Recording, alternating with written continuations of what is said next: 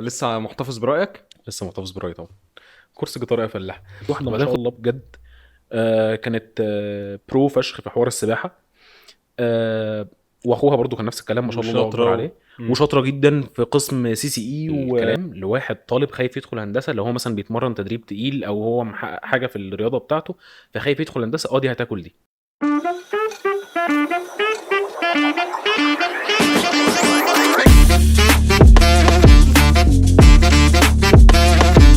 دلوقتي اخر مرة انا وباشمهندس احمد حسام كان في بينا ديس اجريمنت في حتة انه هو بيقول ان المهندسين ينفع يبقى عندهم هوبيز، وينفع تبقى طالب متفوق وانت في هندسة. والله بروح الجامعة الصبح والنادي بالليل وابقى متفوق وبقفل كل امتحاناتي، وبعدين باجي بالليل ابقى برو اثليت واتمرن، او لو مثلا انا هوايتي الموسيقى ابقى في باند وبرجع اتمرن معاهم وكده وانا طالب في هندسة. هل ده واقعي؟ هل فعلا الطلبة بتوع هندسة يقدروا يمنتين ان هم يبقى عندهم هوبيز وهم جوه الجامعة؟ والله هو بص، هو مش بنسبة 100% خالص. ان الجامعة برضو بالنسبة لنا احنا مثلا ككريدت، انت يومك بيبقى مثلا في الافريج بيبقى 8 ساعات. سوري، من 8 الصبح لحد مثلا الساعة 7 بالليل. فانت في اكتر مثلا من يعني 10 ساعات انت في الجامعة. امم فانت بيبقى لك مثلا 4 ساعات او 5 ساعات في يومك، انت المفروض بتعمل فيهم ايه؟ يبقى عندك تاسك، عندك اساينمنت، عندك كويز بتذاكر له. فانت صعب قوي ان انت التايم يعني كده كده في ناس بتعمل كده عادي. اي. يعني انا شفت نماذج بس قليلين قوي في الجامعة عادي بيعيشوا حياتهم والدنيا. ما انت لازم تعمل موازنة ما بين حياتك الاجتماعية وما بين الجامعة. امم فانت حياتك الاجتماعية مثلا اللي هو ايه، اغلبنا يعني قهوة، مثلا خروج مع الصحاب كده يعني. انما ان انت مثلا يبقى عندك هوبي اللي هو تمثيل، بتعزف حاجة، الكلام ده انا شايف انها صعبة جدا في هندسة. مش لحاجة بس عشان الوقت ضيق. المواعيد مش هتعرف تنظم بالظبط، مواعيدك. بس بالظبط، مثلا لو لو تقريبا اللي بيعرفوا يكملوا، بس مثلا اللي هو بيروح جيم فمواعيده بايده بالظبط. يقدر يتمرن. بس انت ما تقارنش جيم، يعني جيم مثلا ساعة ساعتين في اليوم ماكسيموم. انما اه. لو واحد التانيين. مثلا بياخد كورس جيتار مثلا او حاجة، اه، فده عنده فده انت كورس ميعاد ثابت لازم بالظبط، كل بالظبط. يوم ولا كل كام وغير يوم كده يروح. انت لازم يعني عقبال ما بتروح عقبال ما بتيجي ووقت الكورس نفسه، فانت داخل في الاربع ساعات مثلا 3 ساعات. فصعب فصعب، يمنتين حاجة زي دي. بالظبط. وانت لسه محتفظ برأيك؟ لسه محتفظ براي طبعا. كورس جيتار يا فلاح. وبعدين خد بالك، انا اقول لا لك على لا حاجه. خلاص، ايه مش عايزين مشاكل. انا شايف في حته ان طالب هندسه اللي بينزل مثلا في كريدت من 8 ل 7 بالليل، ده من الاول عشان انت مثلا ممكن ما تكونش ماشي على الماب.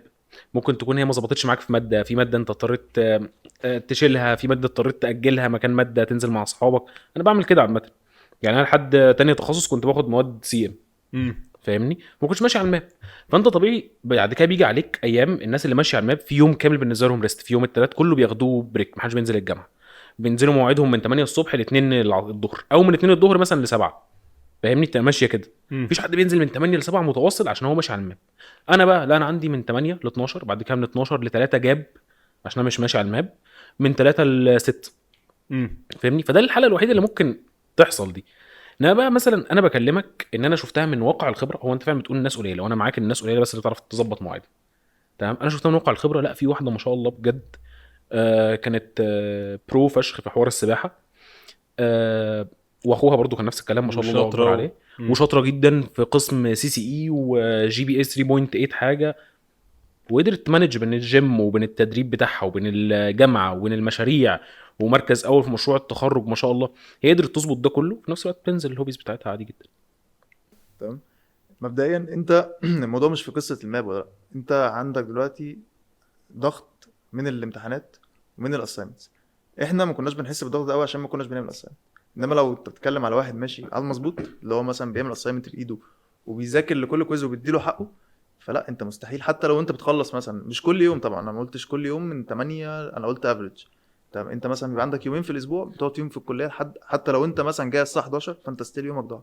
امم جاي الساعه 1 قاعد لحد الساعه 6 فانت ستيل يومك ضاع برضه. امم فهي صعبه تمام بس مش مستحيل. بس بتكلم في كيسز ان ممكن تلاقي حد مثلا بيروح يتمرن الساعة 8 ويخلص الساعة 10. انا الناس. كان مم. واحد صاحبنا بيلعب ووتر بولو، كان بيروح مثلا يبدأ تمرينه الساعة 8 ويروح الساعة 10. ومثلا الجامعة مش بعيدة عن النادي بتاعه، فياخد هدومه معاه ويروح يتمرن وكده. بس الفكرة ان هو معرفش يمنتين حاجة زي دي، معرفش يكمل بالظبط، بحاجة زي دي مع ضغط الامتحانات. لانه مثلا كان قبل كده ايام الامتحانات كان عنده منتخب ومفروض يتمرن مع المنتخب. فكان بيبقى بيخلص الفاينل بتاعه ويروح للتمرين بتاعه مع المنتخب، ويقوم راجع تاني ينام قليل قوي عشان يعرف يذاكر، عشان يعرف تاني يوم يروح الامتحان ويرجع تاني في التمرين بتاع المنتخب. كان عندهم معسكر، هم في نص المعسكر كان مطلوب منه يذاكر الفاينل. بعد كده ما عرفش يمنتين حاجه زي كده.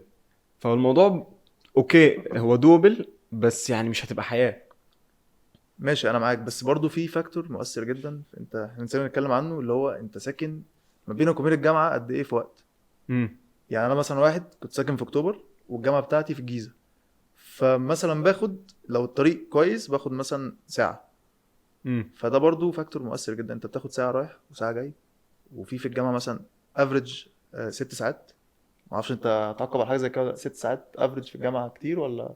لا افريج 6 ساعات في الجامعه كويس يعني معقول. بالظبط. تقريبا بتبقى فأنت- محاضرتين توتوريال كده يعني. وقت مثلا تتغدى فيه قبل ما بتريح شويه من الجامعه، اليوم بيضيع.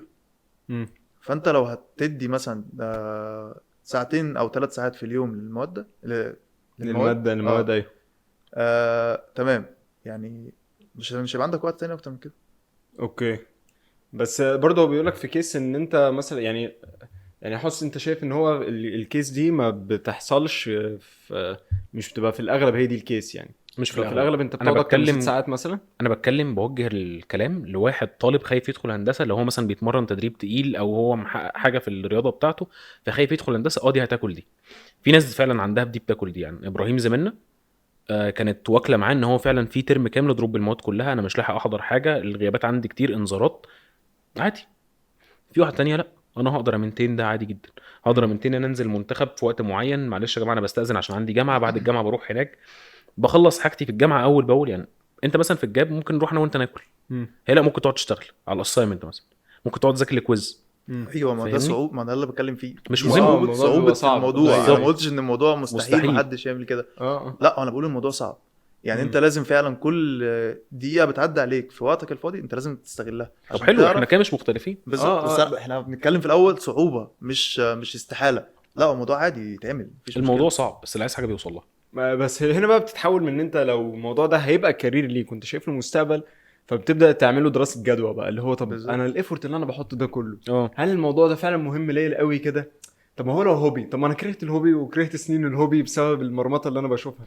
بس انت ممكن برضو توزنها شويه، اللي هو مثلا انا مش لازم اتعب قوي ان انا اجيب GPA 3.5 مثلا في ان انا اخسر الهوبي بتاعتي، خلاص ممكن اجيب 2.5 واعلي الهوبي شويه، مش لازم اركز في كل حاجه. ان اللي بيجيب 2.5 وانا اقدر اريليت مع حاجه زي دي ما بيبقاش حاسس ان هو انا مسيطر على الدنيا فهجيب 2.5، انا هسقط فبلحق نفسي فبجيب 2.5. فاهمني؟ تبقى انت على طول بتبقى على المحك. انا بسقط الحق نفسي بجيب اقل من التو. فيعني بتبقى الموضوع مش متهندل قوي كده يعني. عارف ان انا الجامعه دي كانت بالنسبه لي ابيض يا اسود، فانت اللي هو بالظبط. انا يا جامد قوي وهجيب جريد انا هشيل الماده، ما بعرفش ابقى في النص. 90% ببقى اشيل ماده. الحمد لله يعني. فا اوكي يعني احنا كده اتفقنا على نقطه ان اتس بوسيبل، بس الموضوع صعب بس جدا. صعب. واقول لك على حاجه، هي بيجي وقت برضو في الترم كده، اللي هو انت اول كام اسبوع في الترم انت الدنيا بتمشي معاك كويس، اللي هو انت عندك وقت تخرج، عندك وقت تتمرن، عندك وقت تعمل حاجات كتير. انما في فعلا دوامه انت بتخش فيها بعد الاسبوع مثلا الرابع او الخامس، لا انت بتبتدي بقى تخش في دوامه الكويزات. انت مثلا عندك كويز النهارده وعندك اسايمنت بكره وعندك كويز بعد بكره، فدي كلها حاجات بتصعب الموضوع اكتر. ما قلتش مستحيله عشان برضو ايه، ما بقاش محبط قوي لاي حد بيفكر يخش هندسه او حاجه، بس لا عادي، هو محتاج بس شويه تايم مانجمنت والدنيا بتظبط عادي. اوكي بس تايم مانجمنت، بس يعني هتضحي بقى برفاهيات كتير. بالظبط كده كده.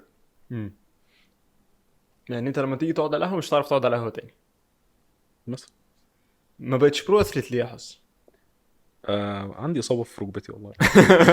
ده بجد والله. الاصابات بعد فعلا الملاعب. الاصابات بعد الملاعب. بس انا كنت، بس يلا الحمد لله.